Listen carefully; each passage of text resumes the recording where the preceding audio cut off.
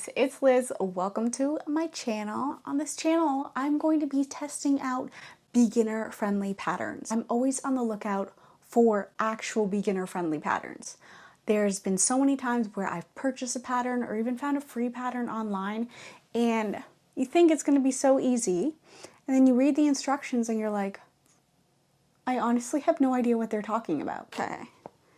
So the pattern I have in front of me today is the Ardour. I think I'm butchering this pronunciation, but I found her on YouTube and she had this really cute graduation dress, beginner friendly. It looked like you could do it in a couple hours, which she says you can do it in 3 hours.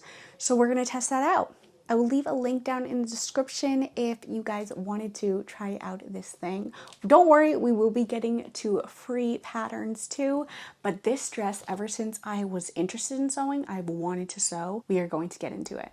She has no instructions, so you have to go back and forth from the video, which is This part is always the worst for me. Taping pattern pieces together is about as tedious as tweezing my widow's peak every couple of weeks, because in high school I thought it would be a great idea to shave it off, but then when it started to grow back it became all stubbly, so I started tweezing and unfortunately never stopped, and now I'm like 30 years old and I still shave my widow's peak.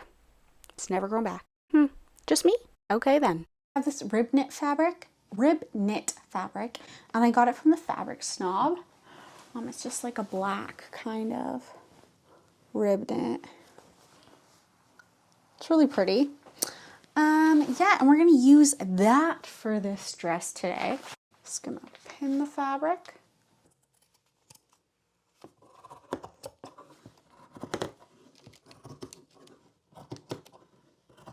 Finally onto sewing. And I'm just changing the thread in my sewing machine because it was at white. We are going to put right sides together, and then we're gonna use a stretch stitch down the side seams, which a stretch is a zigzag stitch or a twin needle. I guess you could just use a serger too, but I don't want to change my serger string. Was right side. Okay. Were there notches on this? I don't think so.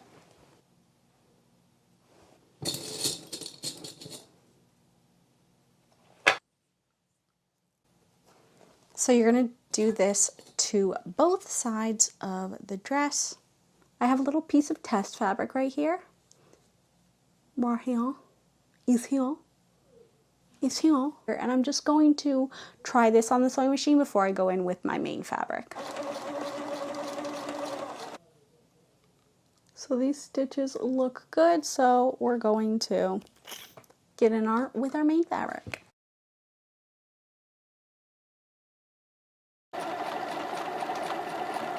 Okay, so it's currently at 12:56 and I started at 12:30, so I'm already half an hour into it and I'm done. Well, not done, but I'm done with sewing for the day. I'm gonna go get something to eat, maybe go to the park with my baby, and then tomorrow I'll retackle this dress. My camera died, so I'm on my phone, so if that's why it is a little blurry, but I mean, it's not looking too bad. I'd definitely say size down though, because I did a UK 6. Either I'm skinnier than I thought I was, or the sizing is a little off. But yeah, it's the next day and I'm just looking at the garment and I think I'm gonna change my serger thread.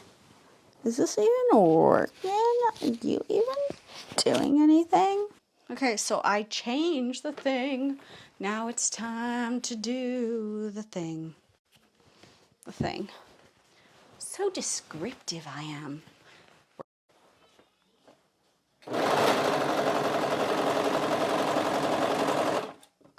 It's the bias tape time and I'm not really sure how to do this. I've done bias tape once before on my sewing something for my daughter, but I'm pretty sure I did it wrong because it didn't turn out at all. I'm going to take like a scrap piece of fabric, bias tape, which is just satin bias tape I got from Etsy, and we're going to attempt to do this because I'm not going to make that mistake again.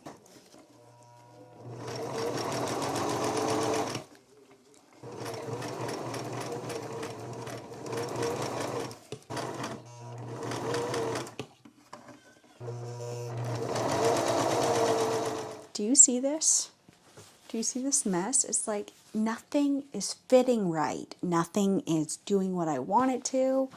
Yeah.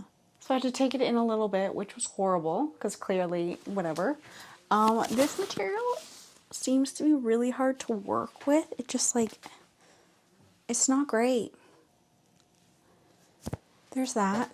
I might have to start over. Top stretched when I did the bias tape, so I had to take it in a little bit. We're finishing it. We're gonna finish it, and we're gonna do fails on this channel too, clearly. And I cut it way too short. I was supposed to go like this, and then I just got scissor happy, and yeah, that's just how it is. So I'm just gonna finish this. Yeah.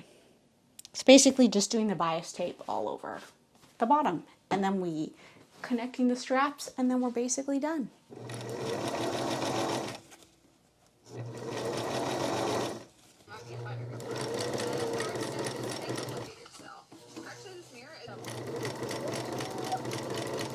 Ooh. Ah. Ooh. That's it. I'm not going.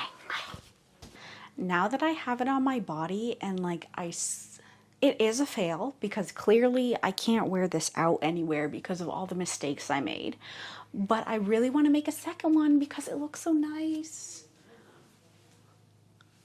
It actually looks really nice. Like it hugs my curves really well. I'm gonna have to size down, definitely. I'm almost positive I am not a US 4, but I might have to go that way if I'm using extremely stretchy fabric. I thought the size thing would have accounted into the stretchiness, but I don't think it does. So yeah, this makes my boobs look really good, which is so weird because it's like I'm not even wearing a bra right now. It took me around 3.5 to 4 hours to finish this. It is beginner friendly, I will say that. But I also really hate the fact that there's no written instructions. You always have to go back to the YouTube video, which is really annoying. Let's give it a 4 out of 5 for beginner friendly because it is really good. You don't need a lot of materials. She does explain things really well. I just wish there was written instructions. I hope you guys enjoyed this video. If you did, hit like, hit subscribe, and let's learn how to sew together. And I'll see you guys in my next video. Bye.